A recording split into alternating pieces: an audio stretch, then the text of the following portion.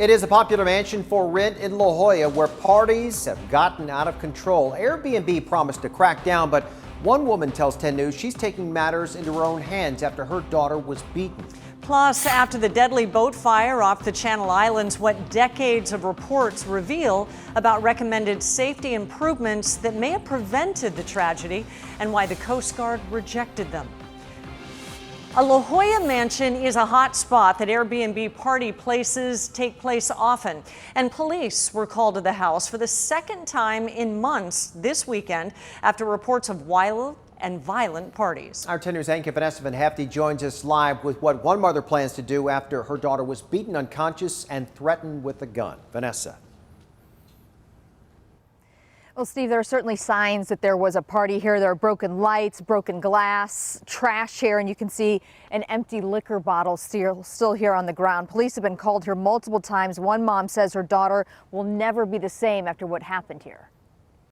The neighbors coined the house the Airbnb house. Alicia Dale says this multi-million-dollar La Jolla mansion was the scene of a violent party packed with teenagers over the weekend. Amid the chaos, her 18-year-old daughter was brutally attacked. Physically, she'll be fine, but like mentally and spiritually, she's broken. Dale came to the house Sunday morning to get answers, her cell phone recording. Broken light fixtures, urine on the floor, drug residue on tables. It was a scene. She says the party was promoted on Snapchat. Hundreds of people paid $10 to get in. Her daughter was jumped and knocked unconscious by 5 girls who were stealing partygoers' cell phones. There was a knot on her forehead that was pretty sizable. A lot of her hair was pulled out because they were dragging her by her hair. There was someone that came up to him and says, "Do you want me to kill someone?" and pulls up his shirt. At that point, there was a gun shown. She says at least 2 people brandished handguns. Because I asked her, I said, "Did you fight back?" And she says, "I did, but there was a point where I gave up." In May, 10 News cameras were at the same mansion after shots rang out at a party being rented for $2,500 a night on Airbnb. Airbnb says it screens all hosts and guests, but that no background check is infallible. The city has also vowed to come up with plans to regulate and enforce short-term vacation rentals. Dale isn't waiting around. She's taking legal action against Airbnb and the homeowners. First of all, I blame the owners for not taking responsibility. They had an incident in that home months ago. And we did reach out to the owners of this home. We have not heard back. We also reached out to San Diego police. They said they received multiple calls here Friday, Saturday, and Sunday, but no arrests were made. We're live in La Jolla. Vanessa Van Hefty, 10 News. Vanessa, what about the city? Have they taken any action so far? Mayor Faulkner last year rolled out a pretty extensive plan to regulate vacation rentals, but the council never finalized that. No actions were ever taken, and right now it is not on the agenda, Steve. All right, Vanessa, thank you. Okay, it still could be more than an hour before everyone has their power back after an outage left thousands of San Diegans in the dark this afternoon. That outage hit several mid-city neighborhoods, knocking out traffic signals and forcing some businesses to close. 24,000 customers were in the dark at some point during the height of the outage. SDG&E says a bird made contact with equipment that feeds one of the substations, causing the outage. It also forced San Diego State to cancel all classes after more than a dozen buildings lost power. All the lights were off in the hallway, and we all just kind of piled into the dark classroom and resumed having class in the dark. And for 15 minutes. All the kids had their phone flashlights out, and we're lighting the teacher in the classroom with that instead so that we could see each other while we talked. Firefighters responded to a handful of rescues involving people trapped in elevators, but no one was hurt. SDG&E estimates that all power will be back on by 8:30. Happening right now, opponents are lining up to fight the surveillance cameras installed in San Diego streetlights. 10 News reporter Anthony Pura is joining us now live from the California Western School of Law downtown, where these community members are holding a forum. Anthony? That's right. This forum is being held by a coalition of groups concerned about the data being collected by these so-called smart cameras. I want to show you what they look like. There's one up there. You can see that you wouldn't really notice it unless you were really looking for it, because it looks just like a regular street light, except it is equipped with cameras, microphones, and sensors. I want to show you this map. It gives you an idea of just how many cameras have been installed throughout San Diego. According to organizers of this forum, there's about 3,000 in place so far, another 1,500 on the way. It's part of a city contract with GE announced back in 2017. The concern here is privacy, what kind of data is being collected and who is able to access them. Now, the tech has been helpful to police in solving cases, but critics say it's about putting limits.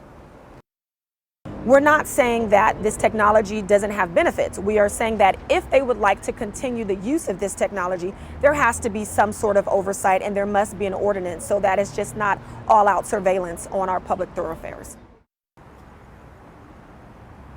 And this forum is about to get going here very shortly. We're going to hop in and we're going to bring you more updates about what is said, what is discussed, in later editions of 10 News. We're reporting live tonight, Anthony Pura, 10 News. Anthony, thank you. As the investigation into a San Diego State student's death continues, some say that Greek life has gotten out of hand on campus. Freshman Dylan Hernandez died this weekend after attending a fraternity event last week and falling from his dorm room bunk bed. The medical examiner says that Hernandez died from blunt force trauma to his head. Now, 10 News spoke with a former student who co-wrote an editorial last year calling for change in the Greek system. But it's very well known that they get these freshmen, blackout drunk, just feeding them shots and stuff. There needs to be a culture change, at least for that. So I thought we needed to point that out, is you guys need to change your behavior before someone ends up dead. In response to this tragedy, San Diego State's president announced the creation of 2 task forces aimed at studying alcohol abuse and improving student safety. After initially rejecting it in August, the county has now approved the Sweetwater Union High School District's budget for the coming year. In a letter to the superintendent, the county said despite approving the revised budget, a fiscal advisor would still oversee the school's recovery. The district is unhappy with the county's revisions. It plans to discuss an appeal at its board meeting tonight. The Sweetwater School District has been trying to dig itself out of a multi-million-dollar budget shortfall first made public about a year ago. The Alpha Project says it still hopes to open its newest tent shelter for the homeless this week. The organization had been trying to have that shelter open by tomorrow, but inspectors, they went through the tent today and they told them that there were just a few things that still needed to be fixed. The Alpha Project tells 10 News it hopes to make those adjustments and have the shelter open at least by Thursday morning. This is the Alpha Project's 4th tent shelter. Has about 130 beds and is located at the corner of 17th and Imperial downtown. And federal documents show that the safety failures which led to that deadly dive boat fire off the Channel Islands went unchecked for decades. The LA Times reports over the past 20 years, the National Transportation Safety Board has repeatedly asked for improvements in fire safety measures on passenger boats. Those same documents show the Coast Guard rejected the improvements, calling them redundant. 34 people died in September when that dive boat, Conception, caught fire and sank. Just yesterday, the widow of the man who died in the fire filed a lawsuit against the boat's owner, citing a lack of safety measures. Police are looking for the man who stole a woman's $500 electric scooter. Surveillance video captured the man cutting through a lock and walking off with the scooter early this morning. The scooter falls and loudly hits the ground before the thief quietly lifts it up and takes off. Well, this happened on Via Sonoma in La Jolla. If you know anything about this theft or you recognize anything about the man in the video, please call San Diego Police.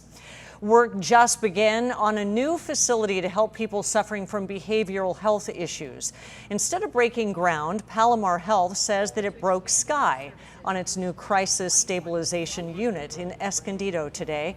The new center will be able to help twice as many people as the old one, freeing up space in Palomar Health's emergency department. And this is just the beginning. We are working with the county on the potential for a behavioral health hospital right on this campus as well. It will be a freestanding, potentially 70-bed hospital, which again will help us better serve the patients, not just with behavioral health needs, but all of the patients within our community. Crews lifted walls into place today, attaching them to the prefabricated building that will house the new unit. City crews began work to improve the Bonita Cove playground at Mission Bay Park today. The renovated park will be named for a woman who spent years painting over graffiti and cleaning up her neighborhood. That's her right there in the picture. That's what Maruta Gardner was doing when a drunk driver hit and killed her. Plans at the park include replacing the restrooms, fixing up the sidewalks, and installing better security lighting. Construction is expected to cost about $3 million, part of the mayor's budget to fix the park.